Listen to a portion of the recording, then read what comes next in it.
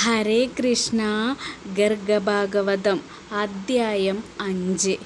മധുരാപ്രവേശം. ശ്രീകൃഷ്ണനും ബലരാമനും അക്രൂരനും മധുരയുടെ ഉപവനത്തിലെത്തി. യമുനയിൽ നിന്ന് ജലം കുടിച്ച് രഥത്തിലിരിക്കെ ഭഗവാന്റെ അനുമതി വാങ്ങി അക്രൂരൻ നിത്യകർമ്മങ്ങൾക്കായി സ്നാനം ചെയ്യുവാൻ യമുനാജലത്തിലിറങ്ങി മുങ്ങി. അപ്പോൾ അദ്ദേഹം അവിടെ രാമകൃഷ്ണന്മാരെ ആ വെള്ളത്തിനടിയിലും കാണുകയാണ്.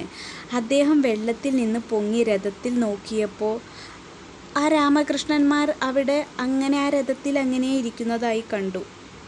എന്നാൽ അക്രൂരർ വീണ്ടും വെള്ളത്തിലേക്ക് മുങ്ങിയപ്പോൾ ബലരാമൻ ആദിശേഷനായും ആ ആദിശേഷൻ്റെ മടിയിൽ ഗോലോകവും ഗോവർദ്ധനവും വൃന്ദാവനവും മാത്രമല്ല പരിപൂർണതമനായ ഭഗവാൻ ശ്രീകൃഷ്ണൻ രാധറാണിയോടൊന്നിച്ച് ആ രാസമണ്ഡലത്തിലിരിക്കുന്നതായും അക്രൂരർ ആ വെള്ളത്തിനടിയിൽ അങ്ങനെ കാണുകയാണ്.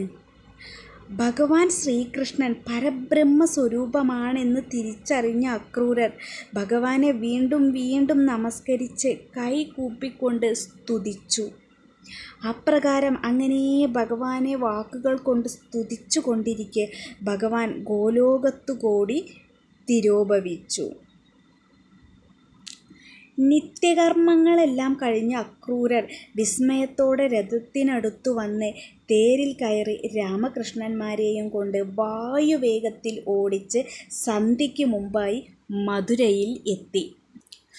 മുൻവശത്തുള്ള ഉപവനത്തിൽ കൃഷ്ണാദികളുടെ വരവും പ്രതീക്ഷിച്ചിരിക്കുന്ന നന്ദഗോപനോട് അദ്ദേഹം രഥവും കൊണ്ട് ആദ്യമേ മധുരാപുരയിലേക്ക് പോയിക്കൊള്ളാനും താനും ഗോപന്മാരും പിന്നാലെ അവിടെ എത്തിക്കോളാമെന്നും പറഞ്ഞു.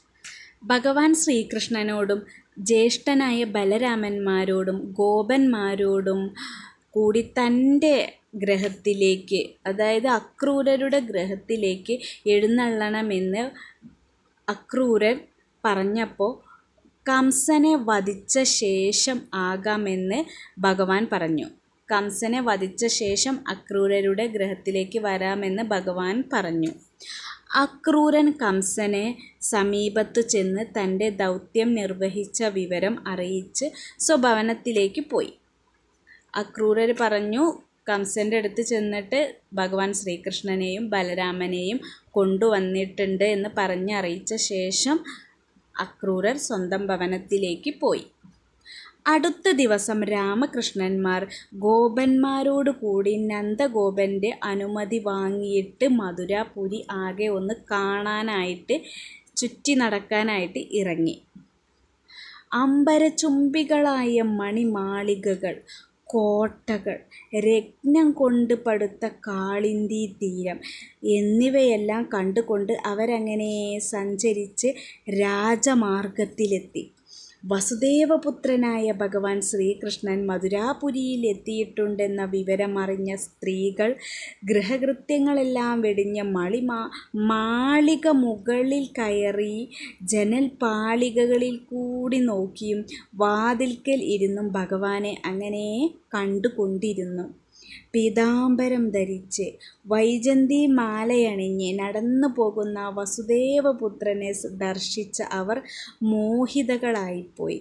ആ മനോഹര രൂപം എന്നും ദർശിച്ച ഗോപികമാർ മഹാഭാഗ്യവതികൾ തന്നെ എന്ന് അവർ അങ്ങനെ അങ്ങോട്ടും ഇങ്ങോട്ടും പരസ്പരം പറഞ്ഞു. രാമകൃഷ്ണന്മാർ രാജമാർഗത്തിൽ കൂടി സഞ്ചരിച്ചു കൊണ്ടിരിക്കുമ്പോൾ ആ വഴി വരുന്ന അലക്കുകാരനെ കണ്ടിട്ട് അവനോട് തങ്ങൾക്ക് കുറച്ച് നല്ല വസ്ത്രങ്ങൾ തരണമെന്ന് പറഞ്ഞു. എന്നാൽ ആ അലക്കുകാരൻ കുറേ ധിക്കാര വാക്കുകൾ പറഞ്ഞു. അപ്രകാരം പ്രലപിച്ചു കൊണ്ടിരുന്ന അവൻ്റെ തല ഭഗവാൻ തൻ്റെ കൈവിരലുകളുടെ അഗ്രഭാഗത്താൽ പിഴുതെടുത്തു. അവൻ്റെ ദേഹത്തിൽ നിന്നുയർന്ന ഒരു ദിവ്യ തേജസ് ഭഗവാനിൽ ലയിച്ചു. അവൻ്റെ കൂട്ടുകാരെല്ലാം വസ്ത്രഭാണ്ഡങ്ങൾ ഉപേക്ഷിച്ച് ഓടിപ്പോയി. ഇത് കണ്ടിട്ട് രാമകൃഷ്ണന്മാർ ആ ഭാണ്ഡങ്ങളിൽ നിന്ന് നല്ല വസ്ത്രങ്ങൾ എടുത്ത് ഗോപാലന്മാർക്കും രാജമാർഗത്തിലെ മറ്റുള്ളവർക്കും പാവപ്പെട്ടവർക്കും കൊടുത്തു. ഇതെല്ലാം കണ്ടു നിന്നിരുന്ന ഒരു കുട്ടി അവർക്ക് പാകത്തിലുള്ള ഭംഗിയുള്ള ഉടുപ്പുകൾ തുന്നിയുണ്ടാക്കി അവരെ ധരിപ്പിച്ച് ഭക്തിയോടെ ഭഗവാന്റെ മുന്നിൽ ചെന്ന് നിന്നു. പ്രസന്നനായ ഭഗവാൻ അവന് സാരൂപ്യ മുക്തി കൊടുത്തു. ബലരാമൻ ബലവും ശ്രീയും ഐശ്വര്യവും ആ കുട്ടിക്ക് പ്രദാനം ചെയ്തു.